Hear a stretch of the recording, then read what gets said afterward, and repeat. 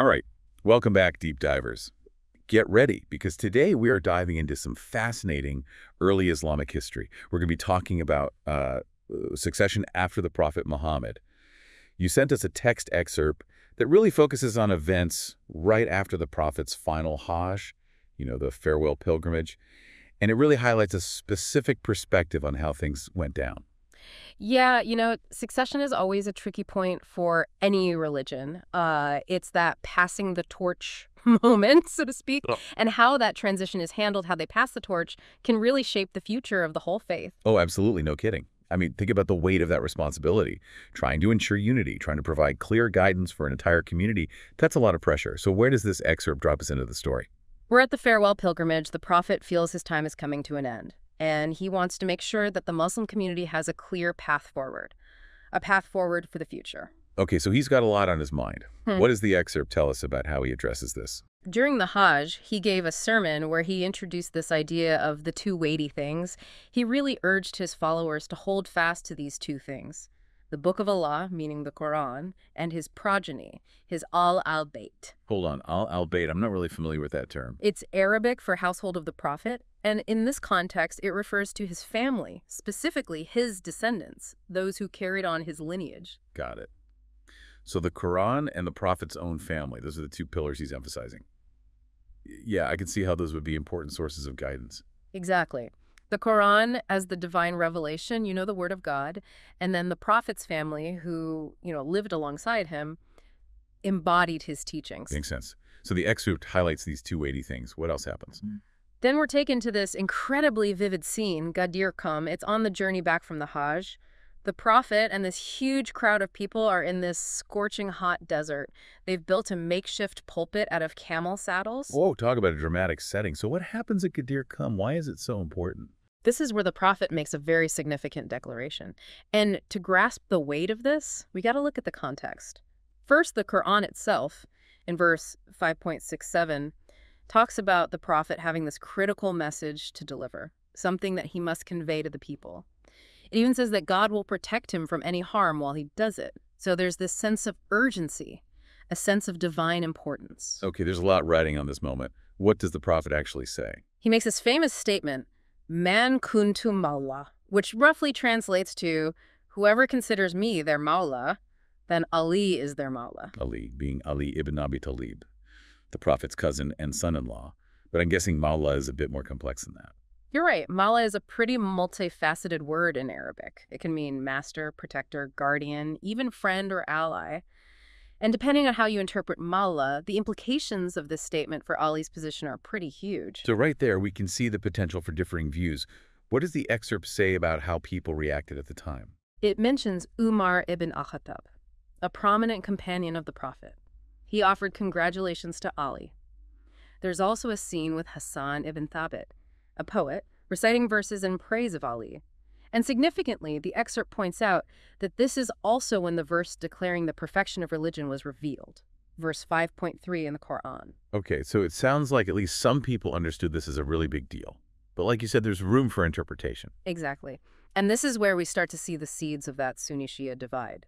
Both branches of Islam, of course, revere the Prophet and the Quran, but they have differing views on leadership and authority after the Prophet's death. And the events at Ghadir Khumm hold particular significance for Shia Muslims. Interesting. So the excerpt takes us through this pivotal moment at Ghadir Khumm. Where does the story go from there? Well, the excerpt then shifts focus to the Prophet's final days. And I think this is really crucial to understand the full weight of what happened at Ghadir Khumm. You start to see this growing sense of urgency and concern as the Prophet realizes his time is running out. This sounds like it's going to get even more intense. It does. But before we get there, let's step back for a second. Imagine you're there at Ghadir Khumm, in that massive crowd. The sun's beating down.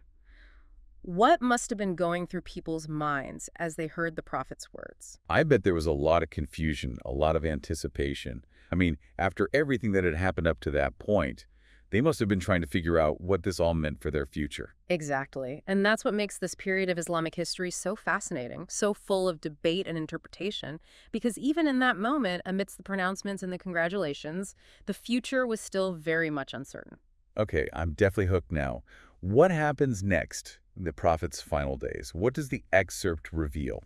The excerpt focuses on a couple of things that really highlight the prophet's concerns as he neared the end of his life. He keeps stressing the importance of those two weighty things, but there's also this growing anxiety about plots against Ali's succession. So even after Ghadir Khumm, all that, the prophet was still worried that things might not go as he planned.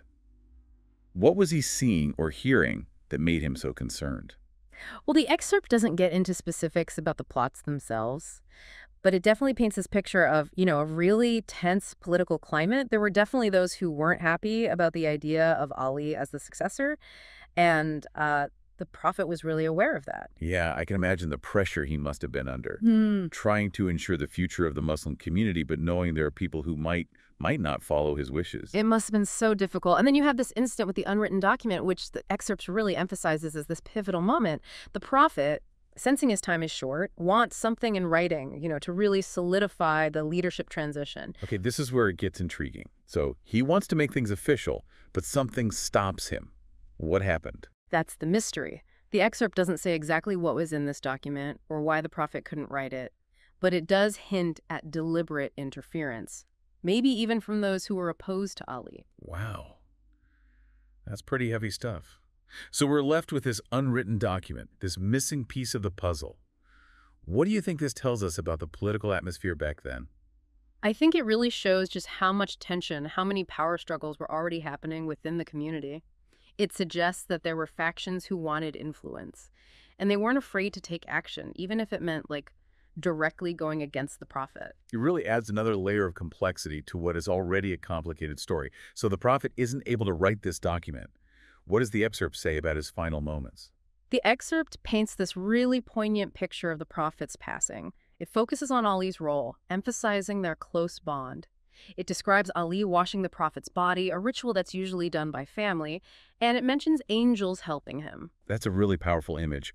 For Ali, it must have been incredibly sad, but also a really profound spiritual experience. Yeah, and the excerpt highlights that Ali followed the prophet's specific instructions for his burial. Even rubbing the prophet's soul over his own face after it departs the body, it really shows their deep connection, and how much Ali knew what the prophet wanted. So even in death, the prophet's guidance is continuing through Ali. And you mentioned earlier that Ali led the funeral prayer, right? That seems significant, given the whole leadership dispute. It's a very powerful symbol. The excerpt describes Ali insisting on leading the prayer, reminding everyone that the prophet was still their leader, even in death.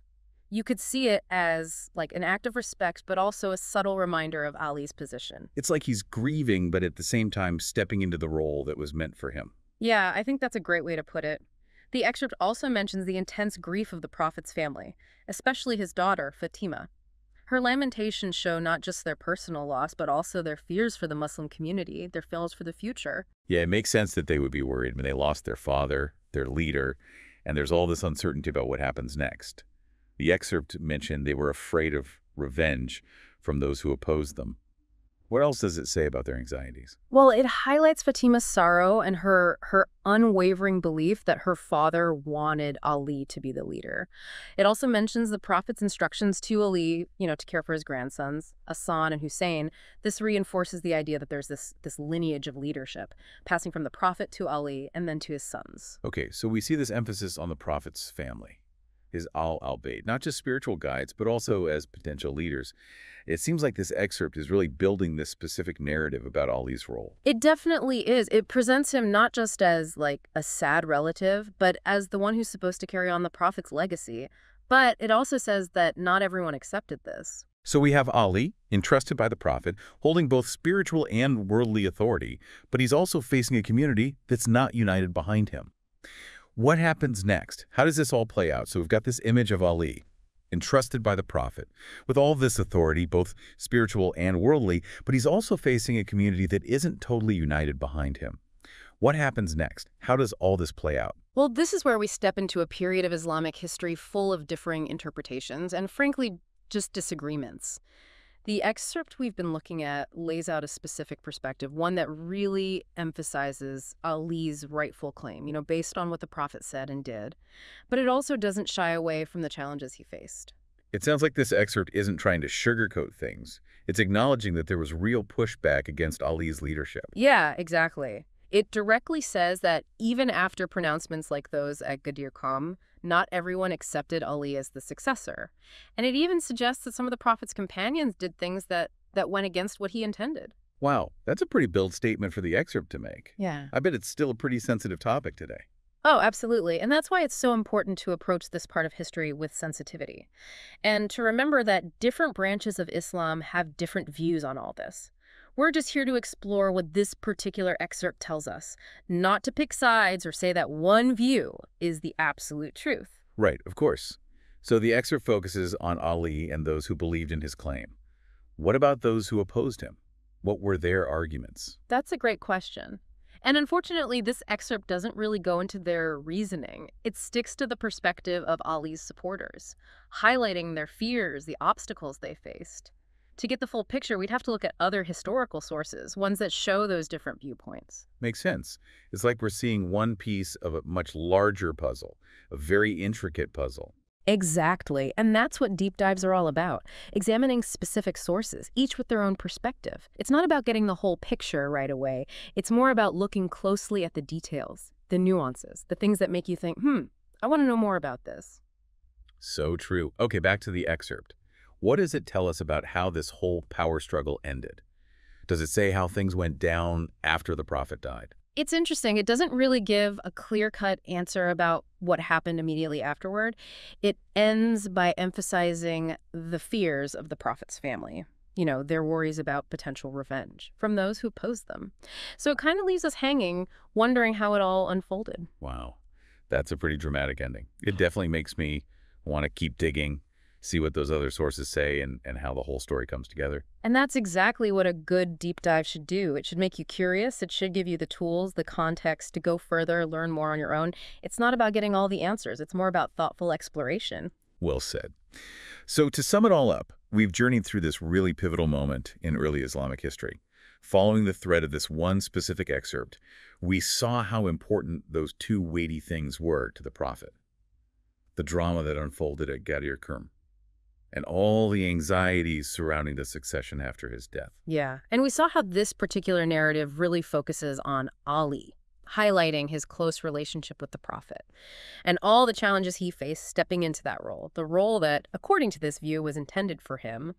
It's a story that really makes you want to learn more, to look for all those different viewpoints, and to understand the complexities of this crucial period in Islamic history. Given me a lot to think about. And who knows, maybe someday we'll do another deep dive into some of those other viewpoints. But for now, we'll leave you with this. Imagine you're back in that time, right after the Prophet's death. All that tension and uncertainty in the air. How do you think history might have unfolded differently? What choices could have been made, and what impact could they have had on the future of Islam? It's a big question.